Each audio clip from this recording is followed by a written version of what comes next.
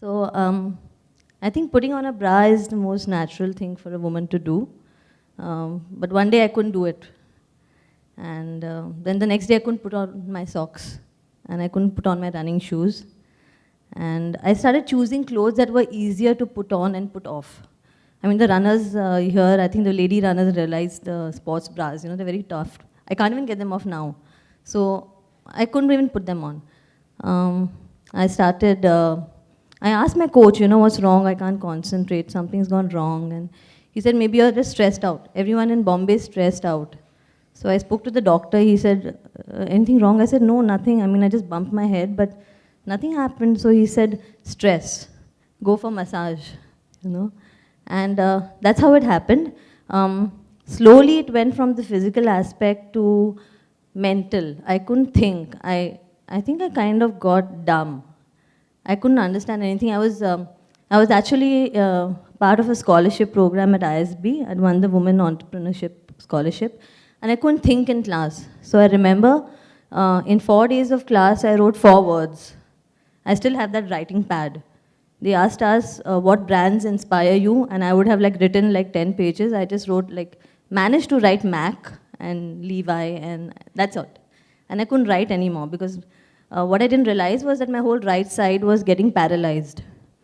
During that time, I did run some marathons, and I remember while driving to the marathon, I had a few accidents on the way. Few because I had 2-3 times I banged my car. I didn't realize that what I had was a hemorrhage. So finally, anyways, so I was I stopped WhatsApping. That was the end of my life. End. Because I couldn't use my right side, right? So anyways, finally, I was rushed to the hospital. I didn't go to a doctor, let me tell you, because I'm very scared of doctors. And the worst thing in my life is a needle. If I see a needle, I'll faint. So I'm that bad, and I don't like to go to hospitals and no doctors. I mean, he's my friend, but besides that, no doctors.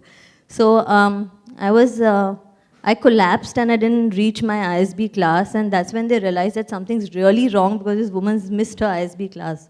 So I went for an MRI, and I had to rush to a doctor. I went to a really famous doctor, and he told me you have a really famous condition because Hrithik Roshan had it.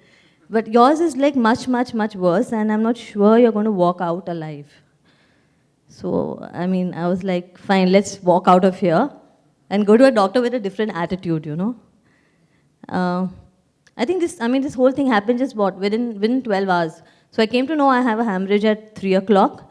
I rushed to this doctor, and the next thing I know, I'm supposed to be at Leelavati and supposed to be operated at 6 in the morning. So it was really, really quick, By that time, of course, I couldn't think. I didn't know what was happening to me. And anyways, the next thing I know is I open my eyes and I'm in the recovery room.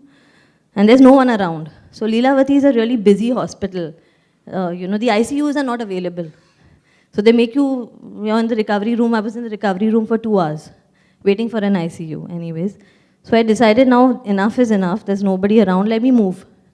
So I decided to move, and I suddenly am something's heavy, and I looked to this side, and obviously I didn't have any hair because they had to remove half my hair, and there was this big huge Bisleri 5 kilo kind of a bottle with blood in it, hanging from my head. Or oh shit, this is serious. And what? So then, the next thing I know, I was being wheeled out, and of course I took a selfie. Whoever wants to see my selfie can email me, I'll send it to you. And I was in the ICU. Very scared because I told you, I've never been in a hospital before. But, so I had a bet with the nurses as I'm not taking this bedpan. This bedpan is the most hideous and the most cold thing.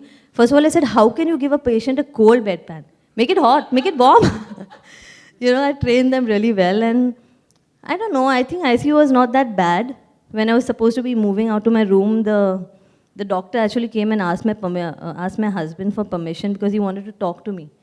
He said, I want to talk to this girl because she's been smiling and she's laughing, and I wasn't supposed to move, let me tell you that, because I had that thing on my head and I couldn't take a left or a right because then the blood draining out would be affected or something like that. So, he spoke to me and he said that this girl has been smiling and laughing, and all the nurses in the ICU want her duty. Somehow they all wanted to be with me, and I was because I don't know, I guess it's all about attitude. I don't like to dwell on the deep stuff. I guess you must be noticing I'm dressed like a superstar because I want to be that way. I want to go through life with the shallow stuff, knowing very well that I am going through the deep stuff, you know. So anyway, more about my hospital, a little bit more. I was shifted to the room and I managed to smuggle hot chocolate into my room. I managed to get Italian food in Lilavati. I think that's like super great. And one thing I remember about my hospital is that there was a notice board put up outside my room, not more than 50 people allowed in a day. Because I called up all my friends. So my Masi, she's not here, she told me, you know what, you're really wrong. I'm supposed to finish off? Oh my God, I'm boring people? Okay, fine. So anyways, the hospital was a big fun whole thingy. And I went back to work within 10 days. I started walking at Carter's. I couldn't walk properly because I'm not supposed to. I was supposed to like be in bed for 3 months and they said it takes about 2 years to recover. Long story short, I think he's getting bored. Within 3 months, I went back to ISB. I won the Best Business Plan Award. I trained for the marathon at ISB without my running coach on my own. I ran the marathon. At Haji Ali, I met my husband, you know, and I said, listen, I think I'm going to collapse.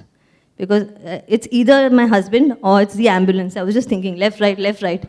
So we were supposed to meet at VT, you know, and I reach VT and I call him and I'm like, where the F are you?